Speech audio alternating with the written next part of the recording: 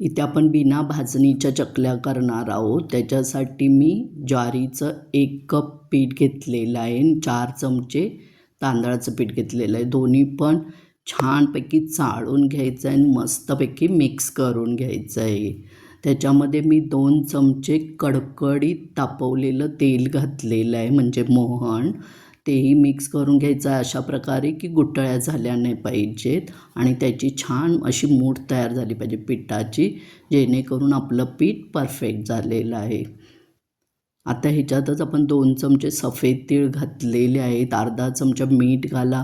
मीठ तुम्ही तुमच्या आवडीनुसार घाला, कारण कधीकधी मीठ खारट असतं, कमी असतं, त्यानुसार।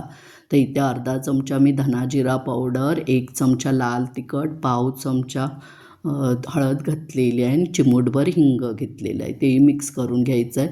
मी ते 1 कप पाणी घेतलेलं आहे, मला सर्व लागलेलं आहे। थोडं थोडं पाणी घालून पीठ मळून घ्या।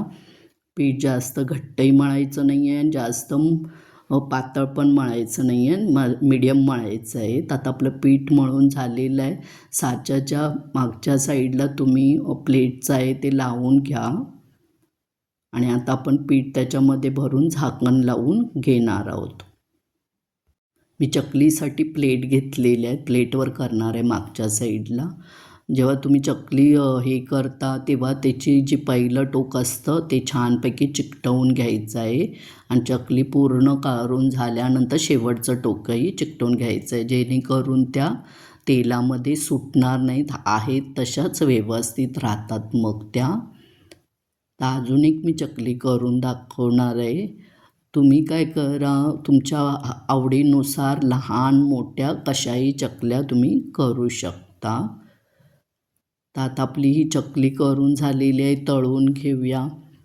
तेल पहिल्यांदा छानपैकी कडकडीत तापवून घ्यायचं आहे आणि नंतर गॅसची फ्लेम आहे ती स्लो टू मीडियमवर ठेवून तळून घ्यायचं आहे। अशा प्रकारे वरून त्याच्यावर तेल टाका आणि 1 मिनिट एक साईड छानपैकी तळून घ्यायची आणि लगेच उलटवून घ्यायची आणि दुसरी साईडही 1 मिनिट छान तळून घ्यायची आहे। तर अशा प्रकारे आपले चकल्या तळून झालेल्या आहेत। बटर पेपरवर काढून घ्या, म्हणजे एक्स्ट्राचं तेल असेल ते निघून जाईल। इथे मी बटर पेपरवर एक करून दाखवते। जर तुम्हाला प्लेटवर करायचं नसेल ना, तर तुम्ही बटर पेपरवर करू शकता। आणि चकली बघा दिसायला किती सुंदर दिसते, तिचे काटे किती छान आलेले आहेत। इथे ना झाऱ्याला जर ओलं पीठ लागलं असेल तर ते लगेचच्या लगेच धुवून टाका, नाही तर दुसरी चकली टाकताना ती तुटून जाईल चिकटून। आणि इथे ना हे चकल्या आहेत ना, त्या तुम्ही नाश्त्याला करून खाऊ शकता, कारण चवीला त्या छान होतात, पण जास्त दिवस त्या राहत नाहीत, लगेच नरम पडतात। पण करून बघा आणि आवडलं तर लाईक करा, शेअर करा, सबस्क्राईब करा, फॉलो करा, कमेंट करा, मस्तच।